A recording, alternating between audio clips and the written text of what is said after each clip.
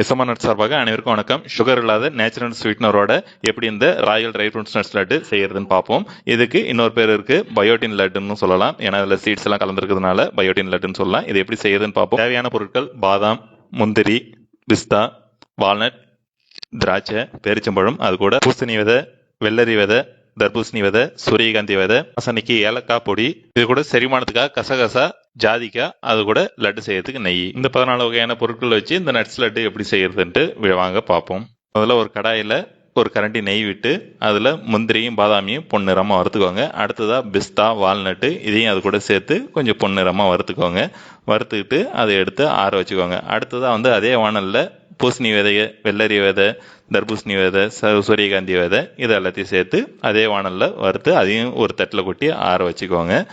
சூடு ஆறுனதுக்கு அப்புறம் அது கிரைண்ட் பண்ணிக்கலாம். அடுத்ததா இன்னொரு கரண்டி நெய் விட்டு அதுல இந்த திராட்சை, அடுத்ததா பேரிச்சம்பழம், விதை நீக்கி எடுத்த பேரிச்சம்பழம், இதையும் ரெண்டையும் ஒன்று சேர்த்து வானல்ல நல்லா வதக்கி எடுத்துக்குவோம். இந்த பதத்துக்கு வர்ற அளவுக்கு, நல்லா உருண்டையாக வர்ற அளவுக்கு. அடுத்ததா நம்ம அந்த நட்ஸு, சீட்ஸ் இது ரெண்டுத்தையும் அரைச்சி வச்சிருக்கோம். அதோட பவுட்ரு இதில் சேர்த்துக்குவோம். இது நட்ஸ் பவுட்ரு. இப்போ இதை நம்ம சேர்த்துக்கிறோம். அடுத்த சீட்ஸ் எல்லாம் சேர்த்து ஒரு அது தனியாக பல்ஸ் மோடில் போட்டுக்குவோம். இது ரெண்டும் அரைக்கும் போது கண்டிப்பாக பல்ஸ் மோடில் போட்டு தான் செய்யணும்.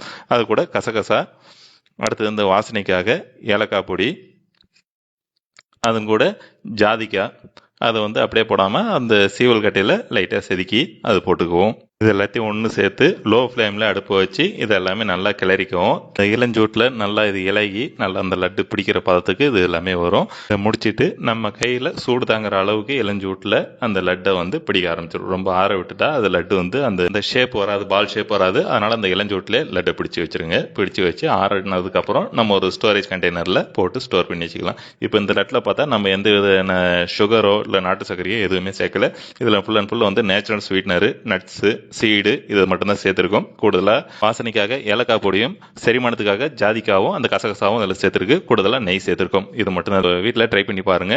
இது நல்ல ஹெல்த்தியான ஒரு ஸ்நாக்ஸ். இதோட அளவு 15 to 20 கிராம் இந்த லட்டோட அளவு. இது நார்மலாக வெளியில் ஸ்டோர் பண்ணால் ஒரு 15 நாள் வரைக்கும் ஸ்டோர் பண்ணிக்கலாம். ஃப்ரிட்ஜில் வச்சிருந்தா நம்ம ஒரு மாதம் வரைக்கும் ஸ்டோர் பண்ணி வச்சுக்கலாம். ஏன்னா இதில் எந்த ப்ரிசர்வேட்டிவும் எதுவும் இல்லை. ஸோ அதனால இது ஃப்ரிட்ஜில் வச்சுக்கிட்டா தான் ஒரு 30 நாள் வரைக்கும் வரும். இதுவே கடைகளில் டேட்ஸ் பைட்ஸ் அப்படின்ற பேரில் கிடைக்குது. அதில் பார்த்தா வெறும் பேரிச்சம்பழம், பேருக்கு ஒரு முந்திரி, ஒரு பாதாம் போட்டு வச்சிருப்பாங்க. இந்த அளவுக்கு சீட்ஸோ இந்த இதெல்லாம் போட்டு அவங்க செஞ்சு வச்சிருக்க மாட்டாங்க.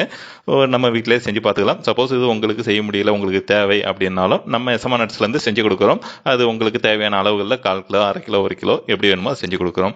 மேலும் உங்களுக்கு ஏதாவது தகவல் வேணும்னா ஸ்கிரீன்ல உள்ள வாட்ஸ்அப் நம்பரில் தொடர்பு கொள்ளுங்க. உங்களுக்கு தேவையான தகவல் கொடுக்குறோம். மேலும் நம்ம எஸ்எம்ஆ நட்ஸ் பேஜை ஃபாலோ பண்ணிக்கோ. நல்ல வீடியோ பிடிச்சிருந்தா உங்க ஃப்ரெண்ட்ஸ் அண்ட் ஃபேமிலிக்கு ஷேர் பண்ணுங்க. நன்றி, வணக்கம்.